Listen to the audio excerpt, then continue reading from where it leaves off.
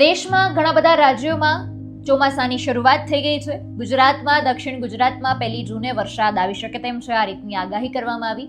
વલસાડમાં તો ભારે પવન સાથે વરસાદ જોવા પણ મળ્યો છે. વિગતે ચર્ચા કરીએ હવામાન વિભાગની આગાહી.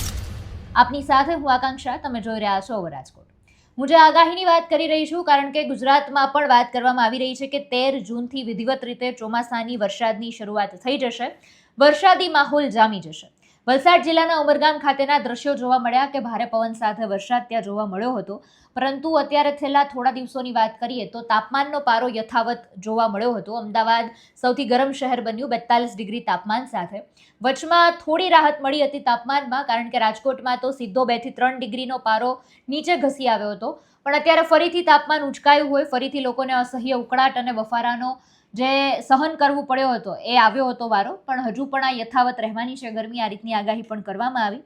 રાજ્યના કેટલાક ભાગોમાં વાદળછાયા વાતાવરણ વચ્ચે હળવાથી મધ્યમ વરસાદી માહોલ જોવા મળી શકે તેમ છે. આ રીતની આગાહી પણ કરવામાં આવી. પણ જોકે 7 દિવસ માટે કોઈ પણ પ્રકારની ગંભીર ચેતવણી જાહેર કરવામાં નથી આવી. હવામાન વિભાગના ડિરેક્ટર ડોક્ટર A.K. દાસના જણાવ્યા અનુસાર આ 7 દિવસમાં સામાન્ય વરસાદની ક્યાંક શક્યતા છે. વેસ્ટર્ન ડિસ્ટર્બન્સના કારણે જ આ વરસાદ આવી શકે તેમ છે. 10 થી 16 જૂન દક્ષિણ ગુજરાતમાં વરસાદની આગાહી છે. 14 થી 16 જૂન સૌરાષ્ટ્રના અમુક જિલ્લામાં વરસાદની આગાહી કરવામાં આવી છે. આગાહી મુજબ 3 દિવસ એટલે કે 13 જૂનથી વહેલી સવારથી જ દક્ષિણ ગુજરાતમાં માત્ર ગણતરીના જિલ્લાઓ જ જેમ કે ડાંગ, તાપી, નવસારી અને વલસાડ, દમણ અને દાદરા નગર હવેલીમાં છૂટાછવાયા સ્થળોએ ગાજવીજ વરસાદ પડી શકે તેમ છે.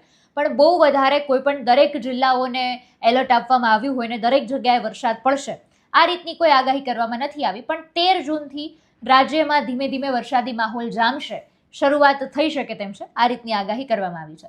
જોકે અત્યારે દરેક લોકોના મુખે આપને એ જ શબ્દ સાંભળવા મળશે કે હવે વરસાદ ક્યારે પડશે, કારણ કે અતિશય ઉકળાટ હજુ પણ લોકો અનુભવી રહ્યા છે.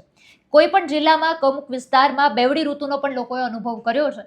પણ અત્યારે આ રીતનો આખો માહોલ છે અને આ રીતની આગાહી છે. સમગ્ર મુદ્દાને તમે કઈ રીતે જોવો છો એ કમેન્ટમાં જણાવજો. ફરી મળીશું. મને રજા આપશો. નમસ્કાર.